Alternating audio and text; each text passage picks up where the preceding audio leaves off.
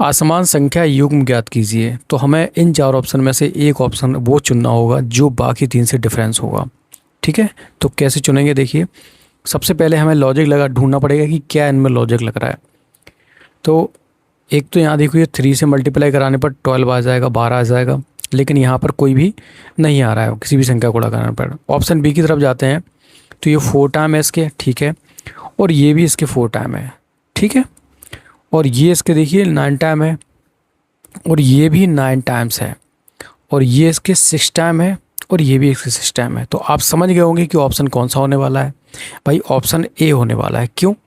क्योंकि यहाँ पर कोई रिलेशन नहीं बन रहा है। यहाँ पर देखिए ये इसके 4 टाइम है, तो ये भी नीचे वाली संख्या भी 4 टाइम है। यहाँ 9 टाइम तो यहाँ भी 9 टाइम्स, यहाँ 6 टाइम तो ये भी 6 टाइम है, और यहाँ पर ए में कोई भी रिलेशन बनता हुआ नहीं दिखाई दे रहा है, इसलिए ऑप्शन ए यहाँ पर करेक्ट होगा। अरुण ने 800 में एक साइकिल खरीदी और फिर इसे 920 रुपये में बेच दिया, तो उसका लाभ प्रतिशत बताइए। आपने खरीदी थी 800 की एंड सेल कर दी उसको कितने में, 920 में, तो आपका प्रॉफिट परसेंटेज कैसे आ जाएगा? भाई आपका प्रॉफिट कितना होगा? 120 रुपये का, 120 का प्रॉफिट होगा। भाई प्रॉफिट आप उसी पे निकालोगे जो जिसके आपने दाम दिए थे, तो आपने सिर्फ 800 रुपये दिए थे तो उसी पे निकाल लो। ठीक है, ये 8 आ जाएगा, ये 8 एकम 8, 8 45, तो कितना प्रॉफिट हो जाएगा? 50% का। ऑप्शन बी करेक्ट हो जाएगा यहाँ से। यदि एक ट्रेन एक खंभे को 15 सेकंड में पार करती है तो 90 किलोमीटर प्रति घंटा की गति से यात्रा करने वाली इस ट्रेन को 600 मीटर लंबे पुल को पार करने में कितना समय लगेगा? सबसे पहले आप एक कंसेप्ट समझिए, पार करने वाला कंसेप्ट, इससे आपकी काफ़ी कन्फ्यूजन दूर होगी। तो ये खंभा है, ठीक है, ये खंभा है, इसको ये ट्रेन पार करती है, तो ये ट्रेन पार करती है, ठीक है, ये ट्रेन है। तो ये पार करती हुई कब मानी जाएगी? जब इसका जो पीछे वाला हिस्सा है वो यहाँ पहुँच जाएगा, इसका पीछे वाला हिस्सा यहाँ पर पहुँच जाएगा और आगे वाला हिस्सा ये पहुँच गया यहाँ पर, तभी तो ये पार करती हुई मानेगी कि इसने इस खंभे को पार कर लिया।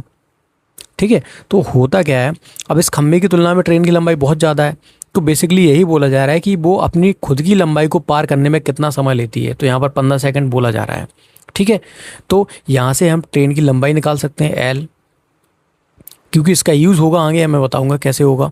ठीक है, तो अब देखिए आंसर सारे सेकंड में दे रखे हैं, तो हमें इस चाल को भी मीटर प्रति सेकंड में कन्वर्ट करना होगा। तो इस एस को 90, इसको हमें मीटर प्रति सेकंड में कन्वर्ट करना है, तो 5/18 से मल्टीप्लाई कराना पड़ेगा, तो 18 पंचे 90। तो ये चाल जो आपकी है वो आ चुकी है 25 मीटर प्रति सेकंड। अब इस 25 मीटर प्रति सेकंड से वो 15 सेकंड में कितना चलेगी? तो एल बराबर यही तो आ जाएगा भाई, 25 मीटर प्रति सेकंड, चाल इंटू समय बराबर क्या हो जाएगा? दूरी कितना चलेगी? 15, तो 15 पना 75, 5 7 15 दूनी 30 7 37, 375 मीटर। ठीक है, तो ये ट्रेन की लंबाई आ चुकी है। अब आगे क्या बोला जा रहा है क्वेश्चन में कि ये जो ट्रेन है वो 600 मीटर लंबे पुल को पार करने में कितना समय लगेगा? तो पार करने वाला मैंने कंसेप्ट अभी आपको समझा दिया था। तो कुल दूरी कितनी हो जाएगी? अब उस पुल की दूरी भी दे रखी है ना 600, तो दूरी बराबर तो कितना हो जाएगा? डी बराबर कुल कितना हो जाएगा भाई? 600 प्लस 375, तो ये हो गया 975।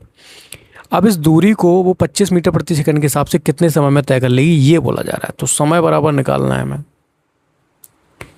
975 डिवाइड बाई 25। ठीक है, तो पहले 5 से काट लेते हैं सिंप्लीफाई करने के लिए, 5 एकम 5 हो जाएगा, ठीक है, 4 बचेगा, तो 5 नम 45 हो जाएगा, 5 25 हो जाएगा, फिर ये 5 25 हो जाएगा, फिर से 5 से काट लेते हैं, तो 5 तिया 15 हो जाएगा, 5 45 हो जाएगा, तो कितना आ जाएगा?